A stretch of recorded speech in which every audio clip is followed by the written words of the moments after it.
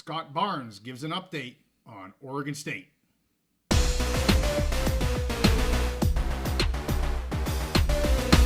Conference realignment and the PAC are always in the news, so we're back on the big mountain. Hey, great to have you back here on the mountain. I am JY, and this is my good friend Steve. Steve, I want to talk about the interview that Scott Barnes gave with Wilner and Canzano about a week or so ago. And really, his focus, or the focus that I'm going to have on some of what he talked about, is the 2025 schedules, the war chest that seems to always keep coming up, and the future of Oregon State football. And he was very specific, or this was very specific around Oregon State. So I'm going to try to stay focused on Oregon State, or I'll get into the PAC as well. He really confirms a lot, honestly, of what we have been saying here on the mountain for where these schools, especially the Beavs, are at right now. Overall, he kind of hit on some of the same talking points that we've heard from Gould over the last several months. He talked about viewership and attendance being more important than ever for Oregon State. He talked about looking under every stone, trying to create opportunities where they can, being bold in their decisions, and again, making sure they're staying relevant, staying in that national spotlight. So there's, again, three things I want to go over here. The first one here is about the war chest, and I really appreciated what he said, because I'm fighting this war chest battle on X anytime I see it, Steve. Simply put, he said, it's a misnomer. We don't have a war chest. Again, we've debunked this many, many times. I'm going to say it. I'm sure we'll bring it up again, but you're hearing this from Scott Barnes. Don't take it from Steve and JY. Don't take it from Wilner and Canzano. Take it from Scott Barnes. There's no PAC war chest, and we're going to talk about why there's no such thing and a little bit later in our third point, and it has to do with the future for his programming. So the second thing I want to talk about here, Steve, is the schedule, and then I'll see if you have any tidbits you want to add in here.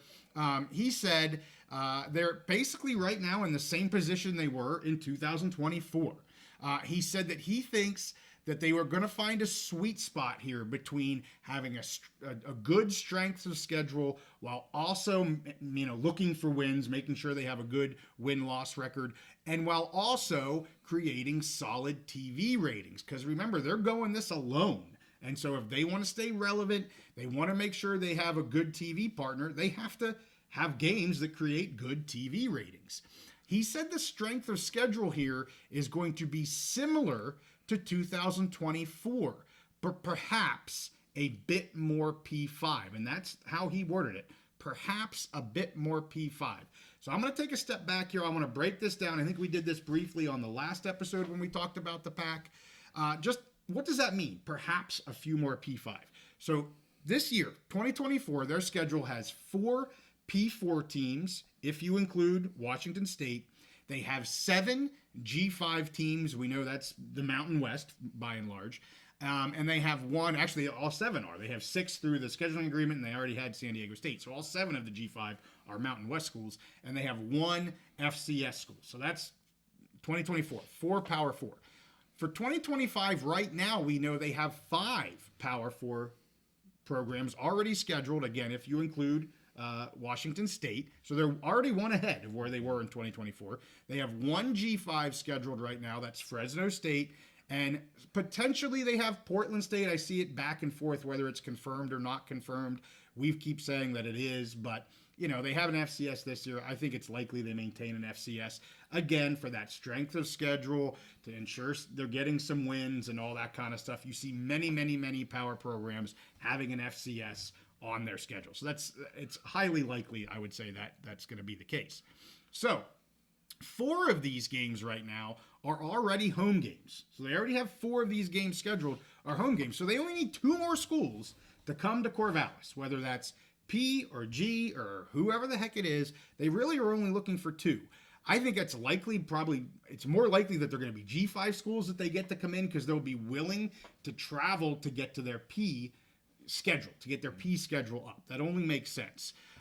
So again, this leads me to believe that this whole idea about this 5 to 6 ACC games, I don't see that being on the table. It doesn't jive with what he's saying, that perhaps They have a few more power programs, and it's going to be very similar to what they have in 2024. That doesn't jive with this whole speculation regarding a 5 to 6 game ACC scheduling agreement. Unless he's being super gray with his wording, that is not what I heard here at all. I also see a lot of people throwing out speculation about that they think the CW is brokering something with the ACC, because as we know this year, the CW is broadcasting both ACC games and Pac-12 games. They're cross-advertising on all of that. So they there's a speculation that the CW is involved in all of this. However, I'm just going to point out right now, the CW deal is only for 2024. It's not for 2025 or into the future. And he talks about that as well here. He says that kind of the way this is going to go is they have to sign all of their contracts for the games first.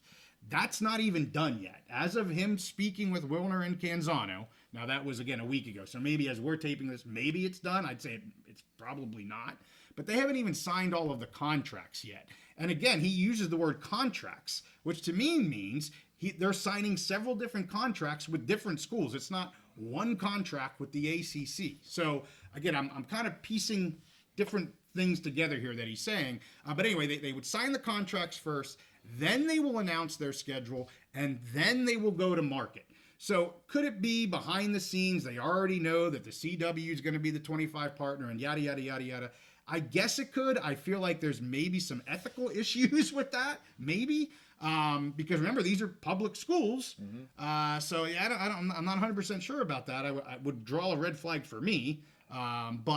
So I feel like this whole speculation on the CW brokering all this stuff is a lot of, just reading tea leaves, and there's not much to it. But that's just my opinion. What are your thoughts here, Steve? I mean, where are you at with either the war chest, which is basically debunked? I'm sure you're not relating with that. And where are you at with the scheduling agreement? Yeah, well, or the schedule? We broke down multiple times why the war chest. We broke down the math of why the war chest didn't really exist before, and I'm pretty sure we've had other decision makers basically explain before Barnes that it wasn't a war chest as far as just a pot of gold sitting over there. That was money they were going to use to get them through these 2 years and continue to operate at a similar level, their athletic department, until they get to the other end. So, other than that, don't have much to say on that. And as far as the scheduling and stuff, I agree. At this point, it doesn't seem like a big scheduling agreement with the ACC of like 5 to 7 games or 5 or 6 games is likely at all. It's probably much more likely. You've had some teams here that you were bringing up today and you've brought up in the past.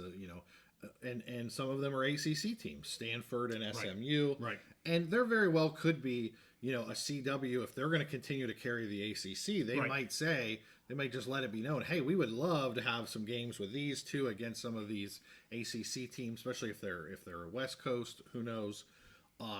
But I agree with you. It's probably likely they're adding, both Oregon State and Washington State are looking to add onesie, twosies, not a whole slate of 5 to 6 games. So yeah, and again, I think the biggest thing that's stretching out their timeline is where Barnes says they're continuing to look under every rock, turn over every rock and every stone for opportunities, which makes perfect sense. And that's what's kind of dragging this out. If he can find a couple extra P5 games to kind of market that schedule as more of, then he'll go for it. And if it's not the case, he'll probably keep Portland State as an FCS team. So those two words that he said, and I don't know if you can bring the quote back up, but he just said similar to 2024, perhaps a bit more. And so similar, he was using that strongly, like it will be similar, right? And perhaps a bit more P5. So to me, that says it all right there. I agree. It's going to be very similar to what it was in 2024. I'm going to take that at face value. And if they could turn over a couple rocks and find a couple P5 teams they can throw on the schedule, then maybe it's a little more P5. I agree. I think you're talking 5 to 7 P5 for next year, not this 8 or 9 stuff. Now, if they can get it, they'll probably get it. But I don't think it's likely that they get it. So I'm going to say 5 to 7. And I just remind everybody from our last episode, Stanford has 2 open games. Yes. I think that makes complete sense. I would not be shocked that the Beavs and the Trees play each other here in 2025. USC has an open spot. SMU has an open spot. So there's definitely some power schools on the West Coast that make sense for the Beavers to add. One comment on USC. I haven't looked at their schedule last year. You said they have an open spot. I know Lincoln Riley has been very vocal about, he didn't like this LSU game. It worked out for them, but he said these kind of games in the current format, with trying to get into the 12-team playoff, they don't make a lot of sense for his program, which James Franklin has said that at Penn State. Right. So I can see him instead of wanting to play an LSU at an independent, a top SEC program, they're already playing a 9-game Big Ten schedule. Right. So instead of playing, a tip-top out-of-conference game, and I'm not trying to belittle the Bees or the Cougs, but it's a little more palatable to go up and down the coast for a team like that that's more of either, whether you want to consider them like a mid-level P4 or a high-level G5, whatever you consider them. It's a lot different than playing a freaking LSU at a neutral site.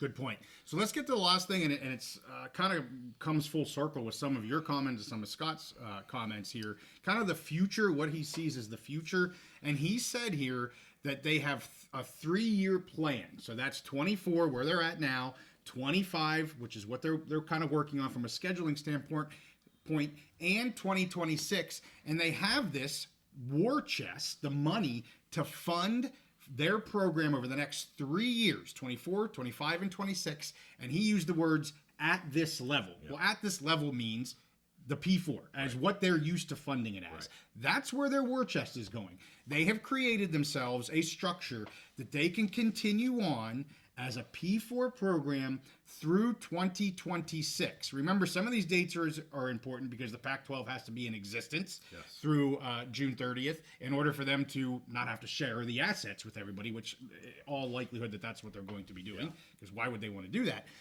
But he's telling everyone, the war chest is going to be used for us and our operations for the next 3 years, this year being year number 1. He said they're running different scenarios. They need to stay creative. But he did say that, because it was asked, when do you want something solidified for the future? He said this coming spring. Remember, Schultz said many months ago, early 25. So again, we're talking probably February, March, April timeframe. Both schools are saying at a high level, we need to know where we're going to be at in either 26 or 27 so we can have a long-range plan here. They've created their bridge, and let's be very clear what this bridge is. These 3 years are trying to elongate the timeline for them to get a P4 invite. That's what it's about. It is not about rebuilding the pack. It's trying to get as much time as they can so that maybe something happens, and to that point, the word chaos was brought up, and Barnes said, absolutely. I am rooting for chaos. I am rooting, and that's what he said. I'm going to add what that means. I am rooting for the Big 12 to add schools. I am waiting for the ACC to collapse. I am waiting for X, Y, and Z. That's what they want. They want chaos. So he has answered all the questions. It's exactly what we have been saying. They've got a bridge. He has now defined the bridge. We didn't know what that was. I think I was kind of more on a 2-year bridge, 24, 25. He defined it as potentially a 3-year bridge and hopes for chaos so they get an invite someplace else. He has connected all the dots. We had him pretty close here on the mountain, but he's really, for me, he has connected the dots with this interview. And it makes a lot of sense with the timeline. We also follow the ACC, the Florida State lawsuit, and whatever. And a lot of the experts, we have these message board people that we're saying August 15th, to even know something. But a lot of the experts, a lot of smart people have put their money on next January, February to get a better picture of what's going to happen in the ACC going forward. And likely, if you're rooting for chaos and you want those things, it's the ACC that's going to start the dominoes. If they lose a couple of their top tier teams, then do they get picked off a little bit by the Big 12? If not, then maybe the Big 12 realizes they're not going to get any of those ACC teams and they look somewhere else. Or if you get in a situation where the ACC now suddenly needs to get 4 or 5 new teams, then maybe it would make sense for that point to become a coastal league where they add, a Memphis, a what's the one, the Florida one that we always talk FSU? about? Or not FSU. Yeah, FSU. Yeah. I'm sorry. University of South Florida. Yeah, USF. Yes. I got the US and F flipped around there. Right, and so maybe in that scenario, they add ACC. Let's say they have to add 4 teams, and maybe then they do the coastal thing, which everyone's bringing up. I don't think it happens, but maybe where they add a USF and let's say a Memphis, and maybe they want to add Oregon State and Washington State to have a West Coast side of the conference. We'll see. I think that's what he's looking for. Yeah. Or maybe we see a total blow up and realignment of all, the power conferences. Who knows? But yeah, they're just giving them time, giving them now a 3-year window. We thought it would be a 2-year window, but a 3-year window to look under all them darn rocks. I think it's a 3-year window financially. Yeah. I don't think it's a 3-year window from a timeline, and that's why he specified that. Like financially, we have a 3-year window. We need to have an idea of where we're headed in 26 or 27, which is well before 26 or 27. So the financial window and the true timeline for scheduling and all that kind of joining conference, like 2 totally different timelines here. The only other thing I would say is for all of our Beavs fans and Cougs fans, if you're going to listen to AD Barnes and you want chaos, you're rooting for FSU and Clemson right now. You want something to happen, to your point, in February, early 25, to create that chaos, to create that breakup of the ACC and the Big 12 looking to add and get that. You want all of that to happen because, and again, that lines up with his timeline saying spring of 25. I truly believe the Beavs and Crew are going to know what their future holds for the foreseeable future by June, at the latest, June 30th of 25. You're going to know where things are going to be at because they can't wait any longer than that. That's JY just putting a date out there. Everybody wants to know what's going to happen and when it's going to happen. I'm going to say by June 30th, 25, the Beavs and Crews are going to know pretty good where they're going to be at for the next 5 years. I agree with you on what Barnes is looking for as far as that chaos and what he's talking about. Now, I do think that there's a potential for the other way. A non-chaos, a solidification, where if maybe FSU and Clemson, they just figure out, okay, this is just going to cost too much money, it's going to drag out, we're just going to stay in, whatever, and we have a solidification. And then the Big 12 realizes, okay, we're not getting any of these ACC teams. Good point. That could potentially open the door for them in the Big 12. But if we get to that point and we have either chaos where the musical chairs are reordered, or we have a solidification and they still don't have an invite at that point, then it's just not happening for now. So either way, they're going to know what their footing is on. Yeah, great clarification on the Big 12. That's a good, if there isn't the chaos with the ACC, the Big 12 either is going to make a move or they're not, and you're going to know where you're at. Yeah. So, good point. So, hey, we thank you guys for watching. As you know, we like to stick on the Beavs and the Cougs. I got my Built Not Bought shirt on here. I pick all of the Beavers and Cougars games every week. I locked the Cougars this week. They won us some money. We do those pick episodes every Wednesday, 8:30 Eastern, 5:30 Pacific. We do them live. We have a lot of fun. Join us if you can. Subscribe if you like our content. Like this episode. We'll see you next time on the Big Mountain. Beaver Believer.